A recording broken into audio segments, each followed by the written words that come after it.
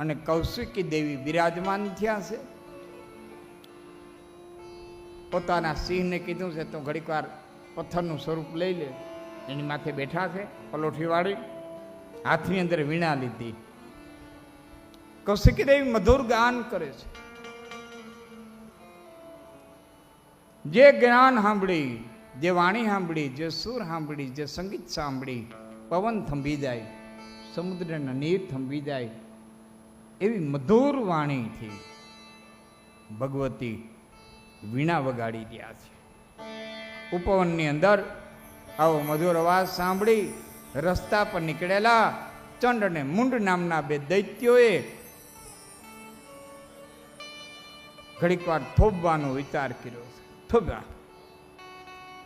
ખૂબ નીરખીને કૌશિકી દેવીને જોયા છે.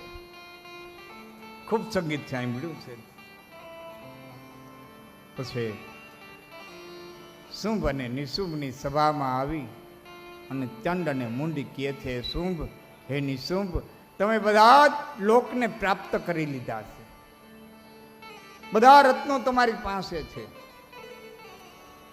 પણ હજી એક રત્ન તમારી પાસે આવ્યું નથી એવું અમને દેખાય છે.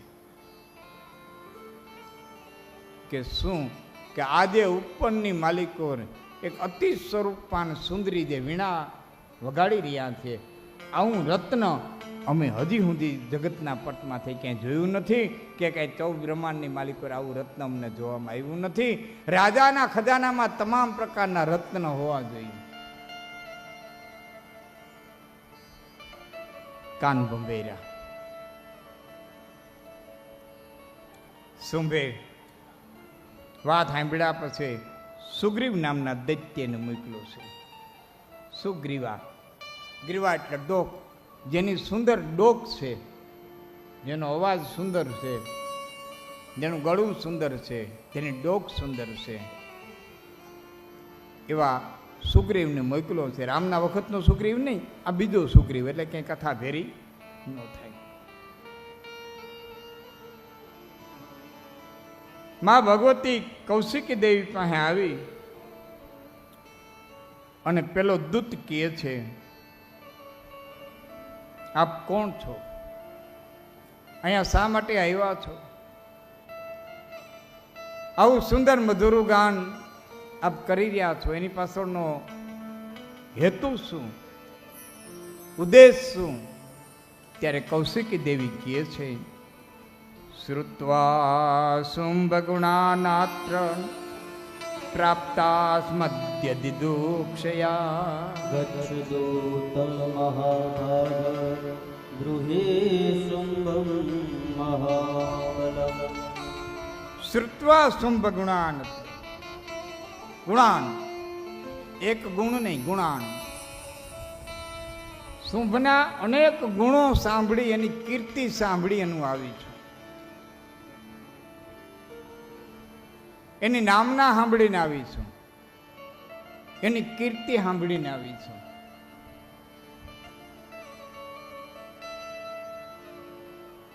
ભગત બાપુએ કીધું છે ને, તારા આંગણિયા પૂછીને કોઈ આવે.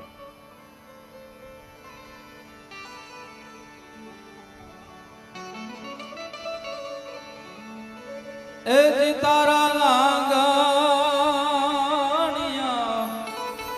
એ પૂછીને જે કોઈ આવે રે,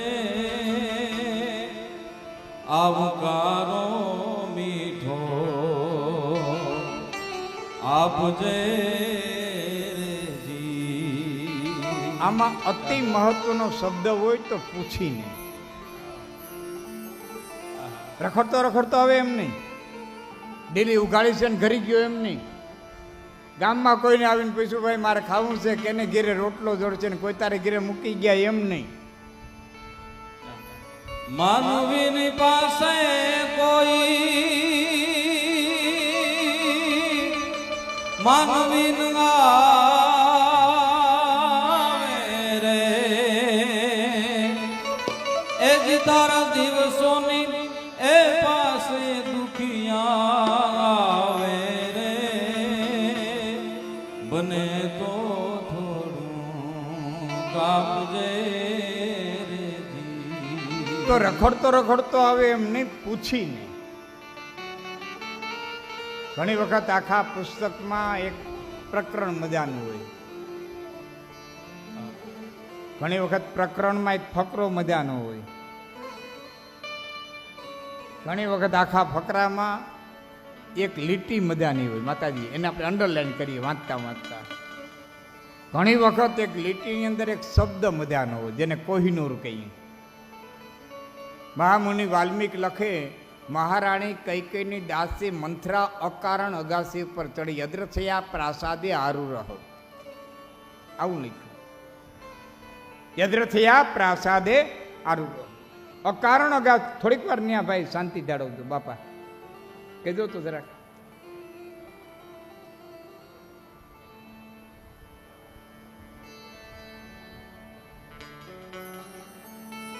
હવે વાલ્મીકી એમ લખી નાખ્યું હતું કે મંથરા અગાસી ઉપર ગઈ, ન્યાય લખ્યું યદ્રથયા અકારણ અગાસી ઉપર ગઈ. આવું લખ્યું કિશોર બાપુ, અકારણ અગાસી ઉપર ગઈ. મંથરાને ખબર નથી હું કરે અગાસી ઉપર જાઉં. કોક બળ, કોક નિયતિ, કોક તાકાત વાલ્મીકીને અગાસી ઉપર ખેંચી ગઈ. આમાં કૌશલ્યાજીના દાસી ઉભા. પૂછ્યું, બેન કેમ પીળા વસ્ત્ર પહેરીને ઊભી, કેમ આટલી બધી હરખમાં ઊભી? કૌશલ્યાના દાસી કે, બેન તને ખબર નથી અમારો રામ રાજા થાય છે? બસ હે કઈ મોઢું મળીને નીચે ઉતરી. પછી હું બન્યું એ તમારી મારી નજરે સામે છે. વાલ્મીકી હું એમ કહું કે કારણ વિનાની અગાસી ઉપર ગઈ. કોણ લઈ ગયું? કોણ ખેંચી ગયું? કઈ તાકાત, ક્યું બળ ખેંચી ગયું? દશરથનું મોત લઈ ગયું, કૈકેયીનું વિધવાપણું લઈ ગયું, રામનો વનવાસ લઈ ગયો, સીતાનું હરણ લઈ ગયું, કેવટનું નાવ લઈ ગયું, સીતાનું હરણ લઈ ગયું, મારીતનું મરણ લઈ ગયું, વાલીનો વધ લઈ ગયો, સુગ્રીવનું રાજ લઈ ગયું, હનુમાનનું મિલન લઈ ગયું, ઋષિઓનું તપ લઈ ગયું, સબરીના બોર લઈ ગયા, કે વિભીષણની લંકા લઈ ગઈ, સતા લઈ ગઈ. વાલ્મીકી તમારે જેટલું ઉમેરવું એટલું ઉમેરો. હું કહું કે કારણ વિનાની અગાસી ઉપર ગઈ. આ તાકાત, આ બળ, આ ઉર્જા કોઈ કામ કરી રહી છે, બ્રહ્માંડનું સંચાલન. તો નામ સાંભળી અને આવી છું, અને નામ સાંભળીને આવી છું એટલું જ નહીં, પણ ભગવતી કહે છે કીર્તિ સાંભળીને આવી છું. અને જો મારી શરત પૂરી કરે ને તો તારા રાજાની સાથે પરણવા આવીશ. પણ શરત એટલી કે મારી સાથે યુદ્ધ કરે અને યુદ્ધમાં મને પરાજિત કરે તો હું તારા રાજાની સાથે લગ્ન કરું. દૂત આવ્યો પાછો. શું મેં પૂછ્યું છે? શું જવાબ મળ્યો? દૂત કહે છે, સત્યમ પ્રિયમ ચ વક્તવ્યમ. હે રાજા, સત્ય કહું કે પ્રિય કહું? અટાણે માતાજી અમારા સ્ટેજ ઉપરથી બે ધારા હાલે બાપુ, બે ધારા સ્ટેજ ઉપર હાલે, શ્રેય અને પ્રેય. એક એવો વર્ગ છે કે સતત પ્રેય જ કીધે રાખે. દુનિયાનું જે થવું એ થાય, ખાડીમાં જાય તો ભલે, પણ સારું લાગે એવું જ કહેવાનું. પ્રેય જ કહેવાનું, પ્રેય જ. પ્રિય લાગે એવું કહેવાનું.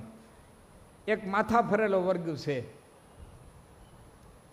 એ શ્રેય જ કે સારું લાગવું જ લાગે, ન લાગે કાંઈ નહીં, જે સત્ય છે એ જ કહેવાનું. શું તમારે મને પ્રોગ્રામમાં બોલાવો હોય તો ભલે, ન બોલાવવું હોય તો. સમાજનું શ્રેય ઈચ્છે છે, બધું શ્રેય જ કે છે, સત્ય જ કે છે. અને એક પ્રેય કરનારા છે, સારું લાગે આપણે 2 કલાક રહેવું ને ક્યાં આની જિંદગી કાઢવી, આપણને પૂરવા કવર દે છે ને ક્યાં વાંધો છે, પછી ભલે નાનું વિમાન ખાડીમાં જતું હોય. તો શ્રેય અને પ્રેયની બે ધારા હાલે છે. કે સ્ત્રી એમ કીધું છે કે તારી રાજાની કીર્તિ સાંભળી અને પરણવા માટે આવી છું, પણ મારી સાથે યુદ્ધ કરે અને મને યુદ્ધમાં હરાવે તો પરણું. ફરીવાર આપને યાદ અપાવું છું, આની પહેલાં એમ ઘણી વખત બોલ્યો, ઉતાવળ કોઈ કાર્યમાં કરવી નહીં.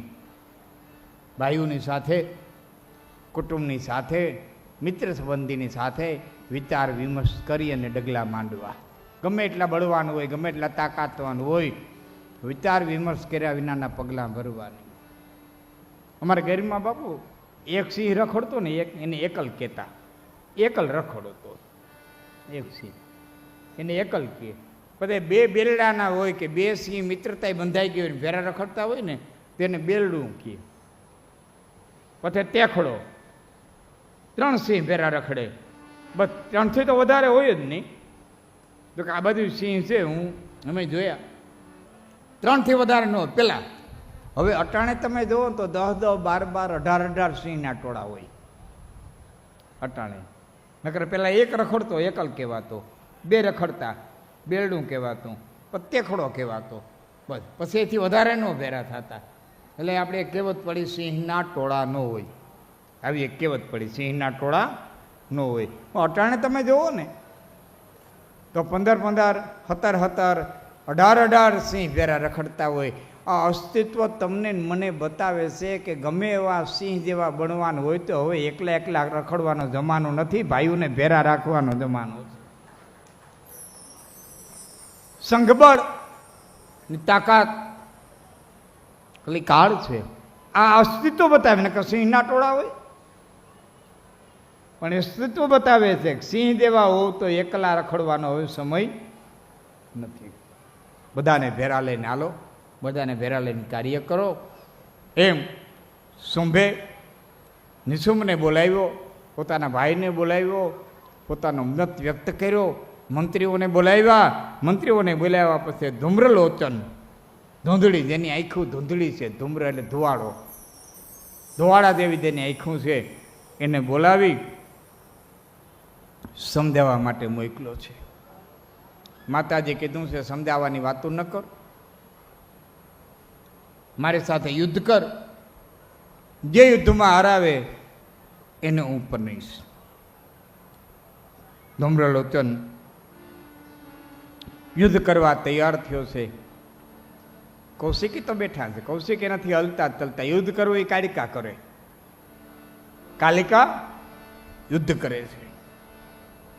યુદ્ધ કરતા કરતા કરતા માતાજીએ હુંકાર કરી, મોઢામાંથી અગ્નિ પ્રગટ કરી અને ધૂમ્રલોચનને બાળી અને ભસ્મ કર્યો છે. આકાશમાંથી દેવતાઓએ પુષ્પવૃષ્ટિ કરી છે. બોલીએ મહાકાલી માત કી જય. સૈનિકોએ સમાચાર આપ્યા. ફરીવાર એકાંતની માલિકોએ વિસ્તાર વિમર્શ કર્યો છે. શું કરવું, ભાગવું કે રોકાવું? નિશુંભ કહે છે કે ચંડ અને મુંડને મોકલો. ચંડ અને મુંડને મોકલ્યા છે. શરૂઆતમાં તો માતાજીને અરે સંવાદ કર્યો છે. માતાજીએ કીધું છે યુદ્ધના મેદાનમાં દાદા સંવાદો સારા નહીં, હથિયાર બોલશે, તાકાત બોલશે.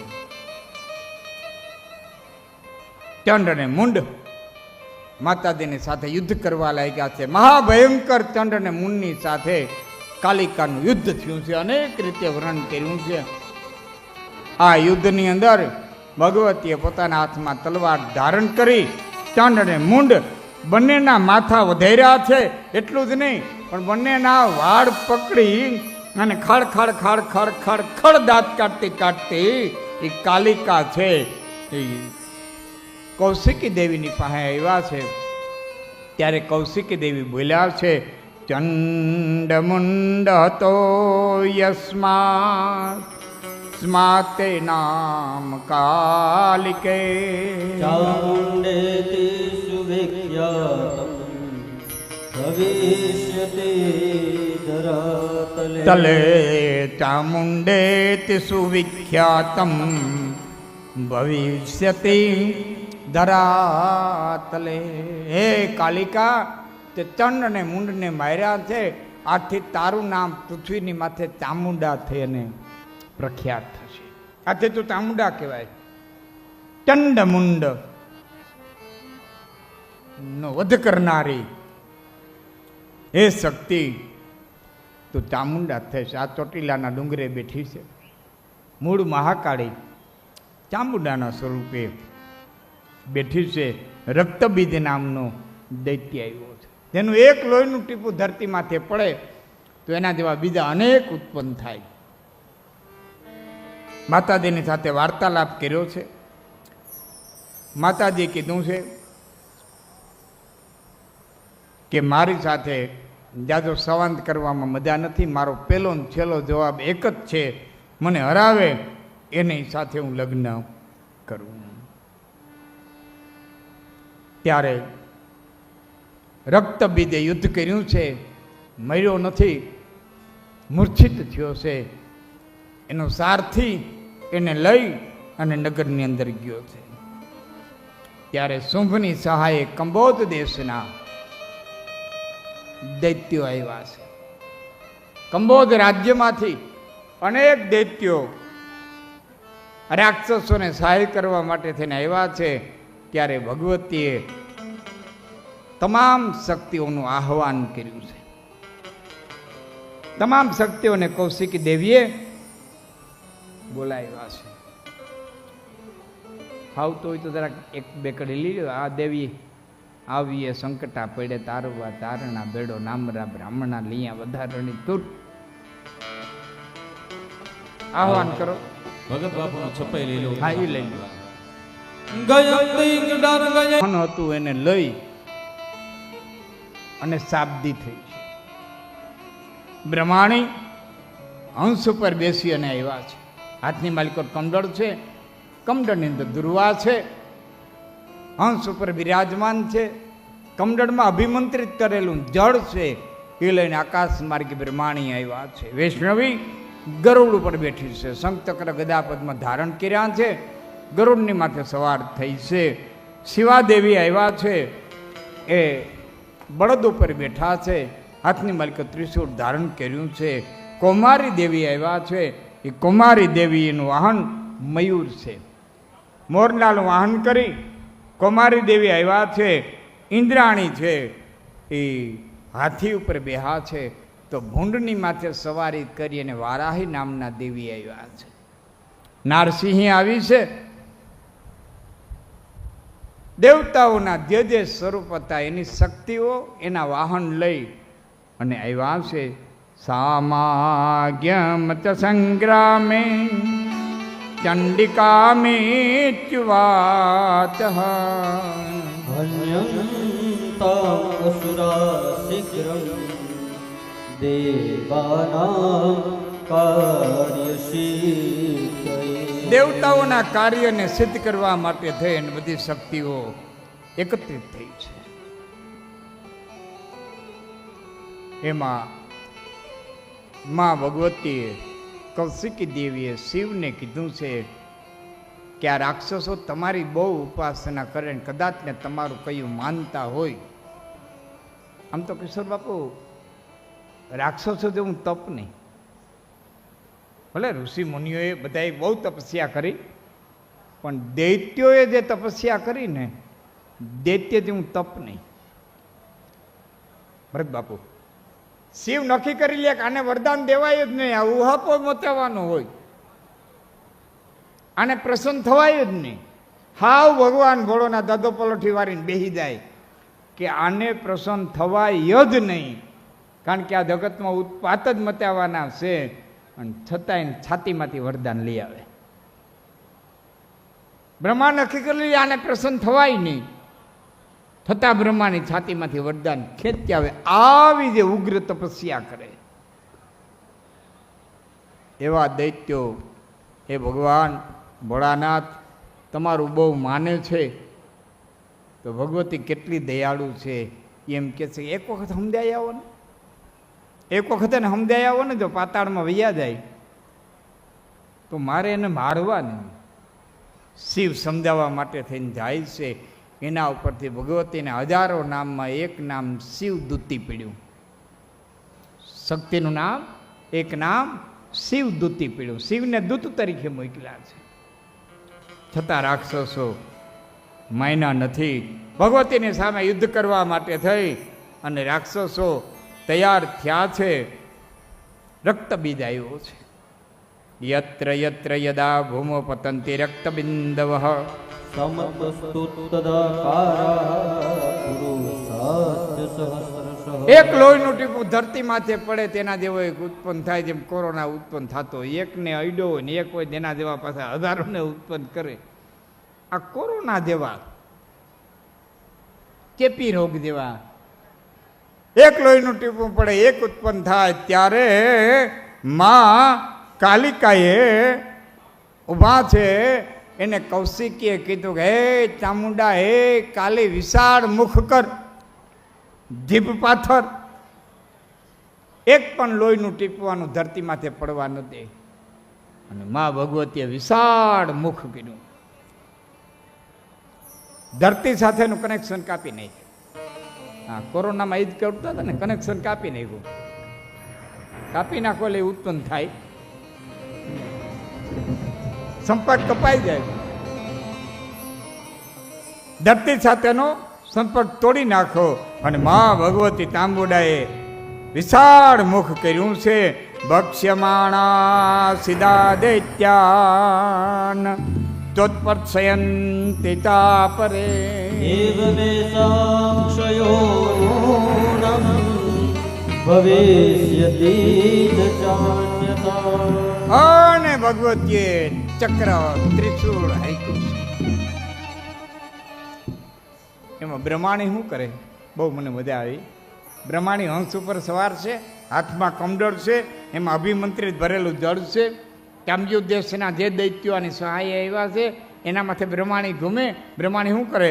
હાથમાં ભગવતી પોતે ઓલું મંત્ર અભિમંત્ર જળ ધોકડમાં એટલે કે દુર્વામાં પાડે, આમ કરી અને આમ છાંટા ઉડાડે, આમ છાંટા ઉડાડે. જેટલાને છાંટો ઓડે ને ન્યાય પૂરો. એક છાંટો અડ્યો નથી કે ધરતી માથે ઢેળ્યો નથી. એક છાંટો અડ્યો નથી કે ધરતી માથે ઢેળ્યો નથી. આમ દરેક શક્તિઓ લડે છે. રક્તબીજ ઘુમરેલોચન આદિ દૈત્યોનો વધ કર્યો છે. નિશુંભને માર્યો છે. એક વધ્યો શુંભ. એના સાથી મિત્રોએ કીધું છે એ શુંભ પાતાળની અંદર ભાગી જા. ત્યારે શુંભ કહે છે આખા કુટુંબનો હોથ વરી ગયો અને હવે હું પાતાળમાં જાઉં. મારો ભાઈ જેવો ભાઈ વ્યો ગયો અને હવે પાતાળમાં જાઉં. હવે હું જીવવાની આશા થોડી રાખું. હવે જે કંઈ બનવાનું હશે એ બનશે. શુંભ લડવા માટે થઈ અને આવ્યો છે. ભગવતીની સામે ગદા ઉપાડી છે. ગદાથી ગદાનું યુદ્ધ ભગવતી કરે છે. ગદાના પ્રહારને વિફલ કર્યો છે. તોય બીજા સાથે મિત્રો આવીને કે છે એ શુંભ તું અતિ મહાબળવાન છો, હજી રણસંગ્રામ છોડી અને પાતાળમાં વયોતા. ત્યારે શુંભ કહે છે કાલો નિમિત્ત માત્રમ તું દેવમ હિ બલવતરમ દેવેન નિર્મિતમ સર્વમ નાન્યથા ભવતી પદ તસ્માત મરણમ શ્રેયો ન સંગ્રામે પલાયનમ જયો વા મરણમ બાધ્ય ભવત્વેવ યથા વિધિ. ભવિષ્ય બળવાન છે. રણસંગ્રામમાંથી હું પાછો ન હટી શકું. હું રણસંગ્રામ છોડી ન શકું. ફરીવાર લડવા માટે થઈને આવ્યો છે. હાથની માલિકો તલવાર ધારણ કરી છે. શક્તિએ પણ હાથમાં તલવાર ધારણ કરી છે. શક્તિની તલવાર અને શુંભની તલવારના ટકરાવથી જાણે બે મહા અગ્નિના ભડકા અથડાણા હોય અને જે રીતે તણખા જરે એ રીતે તણખા આકાશમાંથી કરે છે. ખૂબ ભગવતી લીલા, ખૂબ ભગવતી લીલા. લડતા લડતા લડતા ભગવતીએ વેત જોઈ તલવાર લઈ અને શુંભના ડાબા હાથને કાપી નાખ્યો છે. ડાબા હાથને દળ મૂળથી કાપી નાખ્યો છે. એક હાથે લડે છે, એક હાથે શુંભ લડે છે. ભગવતી કાલી ઘૂમવા લાગી. સમય આવ્યો, વેત આવ્યો. ભગવતીએ દેવી ભાગવત લખે છે, જમણા પગમાંથી ઘા કર્યો, શુંભના જમણા પગને કાપી નાખ્યો. ડાબો હાથ નહીં, જમણો પગ નહીં. તોય દૈત્ય એક હાથે અને એક પગે ભગવતીના હામો લડવા માટે થઈ. અને જ્યારે તૈયાર થયો ત્યારે મા